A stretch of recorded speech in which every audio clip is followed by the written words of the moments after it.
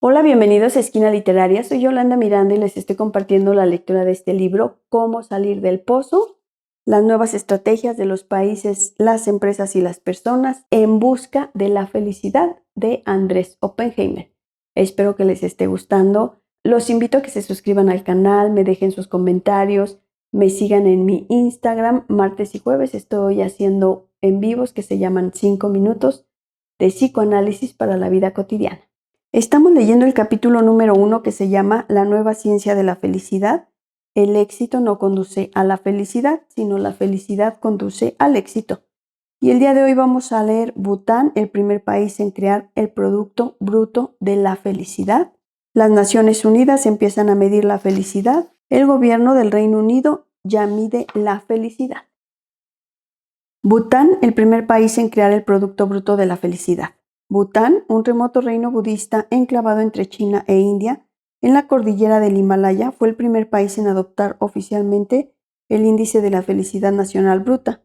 En 1972, el entonces rey de Bután, Jigme Singye Wangchuk, que tenía apenas 16 años de edad y era el monarca más joven del mundo, declaró que la felicidad nacional bruta era más importante que el Producto Interno Bruto. Su concepto fue incluido formalmente como una meta nacional en la Constitución de Bután de 2008.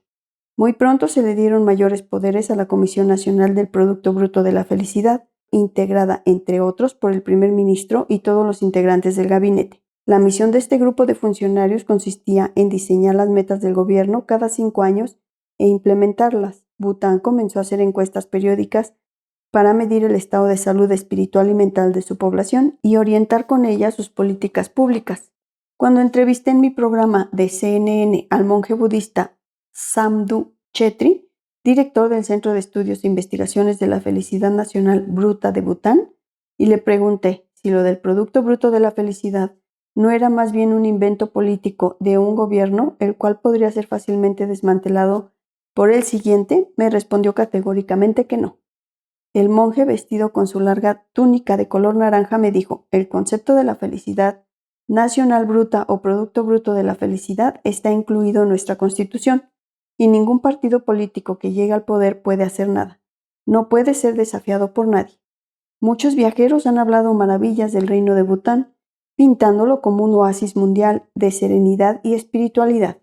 Por otro lado, varios académicos con los que he hablado, incluyendo Carol Graham, de la Brookings Institution, se han mostrado bastante escépticos respecto al experimento de Bután.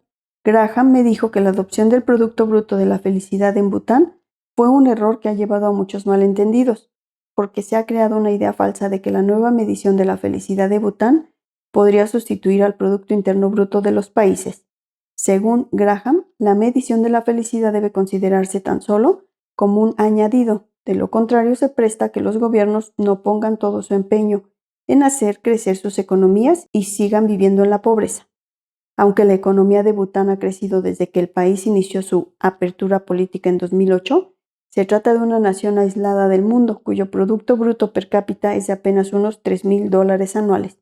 Comparativamente, el Producto Bruto per cápita de México es de casi $10,000 anuales y el de Bolivia es de $3,400 anuales, según el Banco Mundial. Definitivamente Bután es un país pobre. Además, el ranking del Reporte Mundial de la Felicidad, basado en la encuesta de Gallup, colocó a Bután en 2015 en el lejano puesto número 77, entre los 149 países más felices del mundo, y en 2019 el mismo ranking puso al país en el aún más distante puesto, 95 de 156 países. Bután objetó estos rankings y dejó de participar en la encuesta mundial de Gallup, como lo contaré en detalle más adelante. Gallup y Bután tienen hasta el día de hoy serias diferencias sobre cuán felices son los butanenses. Curioso por confirmar, si Bután es un ejemplo a seguir para el resto del mundo debido a su búsqueda de la felicidad y un país tan deslumbrante como lo describen muchos visitantes, decidí emprender un viaje hasta el Himalaya. No fue nada fácil. Escribí varios emails a la Embajada de Bután ante las Naciones Unidas, al Ministerio de Relaciones Exteriores de Bután y a la oficina del primer ministro de Bután para solicitar una visa, especificando que yo pagaría todos mis gastos de viaje y estadía, pero no recibí respuesta alguna. Bután es un reino budista que hasta hace pocas décadas no permitía la entrada de visitantes extranjeros por miedo a contagiarse del consumismo occidental y que hasta el día de hoy no permite el turismo individual. Para ir de visita a Bután hay que formar parte de un grupo organizado por una agencia de turismo autorizada por el gobierno, pagar un impuesto de $250 diarios por persona y hacer las excursiones programadas con los guías oficiales. Me propuse viajar allí sea como fuere, porque más allá de lo que digan muchos expertos, Bután merece el crédito de haber sido un pionero en las políticas públicas para aumentar la felicidad, a diferencia de lo que ocurre en otros países. En Bután la felicidad no es solo un objetivo personal, sino una aspiración nacional. El concepto del Producto Bruto de la Felicidad ha sido el principio rector del desarrollo nacional por varias décadas, priorizando el bienestar de nuestra gente sobre el crecimiento económico y enfatizando la importancia de la sostenibilidad social y ambiental. Según señaló un reciente editorial del diario oficialista butanés Quetzal, no podía escribir un libro sobre la felicidad sin ir a este lejano país oriental, entrevistar a su gente y sacar mis propias conclusiones, de manera que, frustrado por la falta de respuesta de las autoridades de Bután a mi solicitud de entrevistas y una visa de periodista, decidí anotarme en uno de esos pequeños grupos de turismo organizado y escaparme a entrevistar gente una vez que lograra entrar en el país, como detallaré en el capítulo 5. Fue una experiencia fascinante que nunca olvidaré. Las Naciones Unidas empiezan a medir la felicidad. Las propuestas para aumentar la felicidad de la gente se dispararon después de que en 2011 la Asamblea General de las Naciones Unidas, a iniciativa de Bután, aprobó una resolución llamada La Felicidad, hacia una definición holística del desarrollo. La resolución instaba a los países a medir la felicidad y a usar esos datos para guiar sus políticas públicas. Poco antes, en 2008, el entonces presidente francés Nicolas Sarkozy ya les había pedido a varios economistas ganadores del premio Nobel, incluido Amartya Sen, un estudio sobre alternativas al Producto Bruto que incluyeran la felicidad. En Reino Unido, asimismo, se empezaron a hacer encuestas de satisfacción de vida en 2011 para detectar las regiones en las que la felicidad fuera mayor y focalizar sus políticas públicas en estas.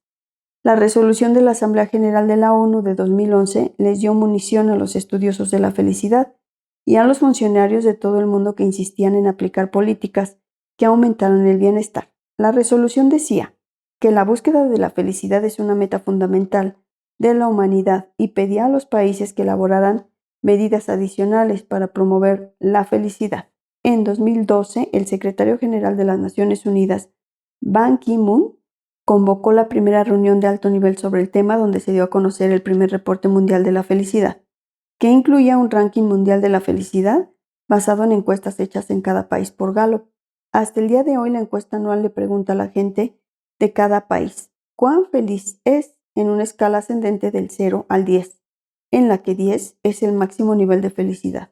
Los resultados suelen aparecer en los titulares y son seguidos con interés en todo el mundo. El gobierno del Reino Unido ya mide la felicidad. El primer ministro británico David Cameron fue uno de los primeros en medir la felicidad por medio del censo nacional. La idea era y sigue siendo detectar las regiones con mayor cantidad de gente infeliz y enfocar las políticas públicas en estas, en lugar de crear una enorme burocracia para promover la felicidad.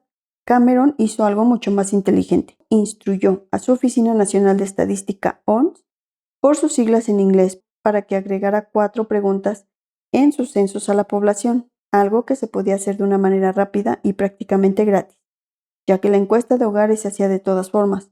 Las 4 preguntas que el Reino Unido sigue haciendo a sus ciudadanos hasta el día de hoy varias veces al año pueden ser respondidas en apenas 30 segundos. Los ciudadanos deben responder en una escala del 0 al 10. 1. ¿Qué tan satisfecha estás con tu vida actualmente? 2. ¿Qué tan feliz te sentiste ayer? 3. ¿Qué tan ansiosa te sentiste ayer? ¿Hasta qué punto sientes que las cosas que haces en tu vida diaria valen la pena?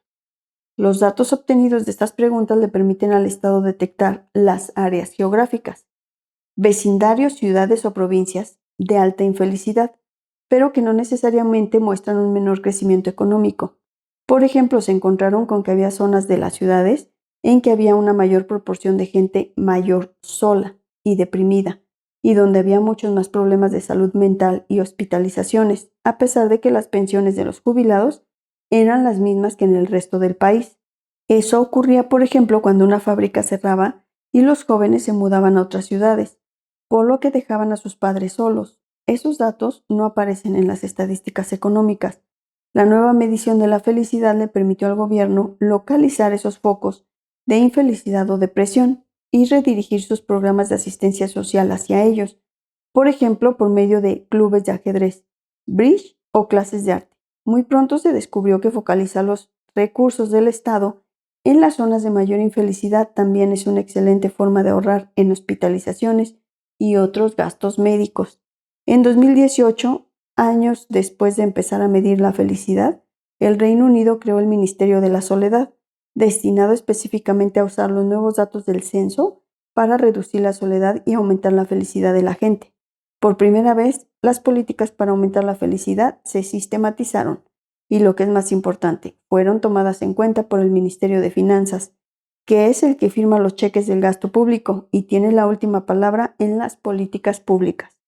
En el Reino Unido, la felicidad ya no es un sueño de poetas y políticos altruistas o una burocracia creada por un gobierno populista, sino que es considerada una de las bases de la política económica. En el capítulo 4 de este libro les contaré sobre mi entrevista con la ministra de la Soledad del Reino Unido y sobre algunas ideas muy originales y dignas de ser aplicadas en otros países que está poniendo en práctica esta nación para combatir la soledad, la depresión y la ansiedad de la gente.